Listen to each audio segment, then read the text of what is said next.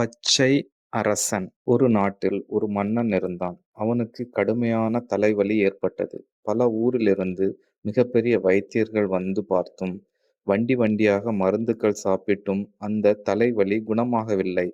ஒரு நாள் அந்த ஊருக்கு ஒரு அறிஞர் வந்தார். அவருக்கு மருத்துவமும் பார்க்கத் தெரியும். அவர் மன்னரை சோதித்துவிட்டு, அவருக்கு ஏற்பட்ட தலைவலிக்கு கண்களில் இருக்கும் ஒரு நோயே காரணம் என்று கூறினார். அந்த கண்களை குணப்படுத்த ஒரே ஒரு வழிதான். அந்த அரசன் பச்சை நிறத்தை தவிர வேறெதையும் காணக்கூடாது என்று கூறிவிட்டு சென்றார். அரசன் முதலில் தன் வீட்டில் இருக்கும் அனைத்தையும் பச்சையாக மாற்றினான். தலைவலி குணமாகிவிட்டது.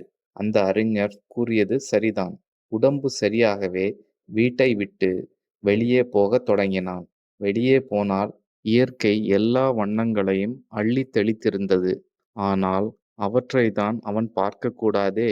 நிறைய பச்சை நிற பூச்சிகளையும் தூரிகைகளையும் கொடுத்து சில ஆட்களை நியமித்தான். அவன் போகும் வழியில் இருக்கும் ஆடு, மாடு, மனிதர், குடிசை, வண்டி, மேஜை, நாற்காலி எல்லாவற்றுக்கும் பச்சை நிறத்தை அடிப்பது அவர்களுடைய வேலை. அவர்களும் மன்னர் கூறியவாறே செய்து வந்தனர்.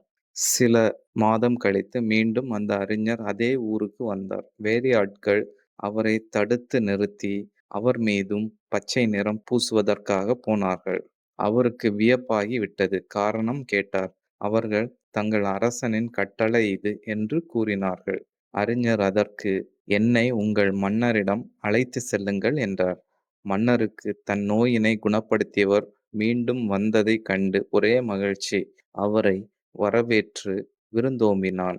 இந்த ஊரில் அனைத்திற்கும் ஏன் பச்சை நிறம் அடிக்கிறீர்கள் என்று அவர் கேட்டார். ஐயா, நீங்கள் கூறியதைத் தான் நான் செய்கிறேன் என்றான் அவன் மிக பணிவோடு. நான் என்ன சொன்னேன் என்றார் அவர். பச்சை நிறத்தை விடுத்து வேறொன்றையும் நான் காணக்கூடாது என்று கூறினீர்களே ஐயா என்றான். அரசே, நீங்கள் அதற்கு இவ்வளவு பணத்தை செலவழித்திருக்க வேண்டாம். ஒரு பச்சை நிற கண்ணாடியை வாங்கி அணிந்திருக்கலாம். உன்னை சுற்றி இருக்கும் பொருளெல்லாம் பிழைத்திருக்கும். உன் பணமும் வீணாகி இராது. உன்னால் இந்த உலகம் முழுமைக்கும் பச்சை நிறம் பூசவியலுமா என்று கேட்டார் அந்த அறிஞர். நம்மில் பலரும் இந்த கதையில் வரும் அரசனைப் போலத்தான் இன்னும் இப்படித்தான் இருக்கின்றார்கள். உலகில் உள்ளவர்களை திருத்த வேண்டுமானால் முதலில் நாம் திருந்த வேண்டும். This video is sponsored by BuyMote shopping app. BuyMote e-shopping application is one of the online shopping app now available on Play Store and App Store.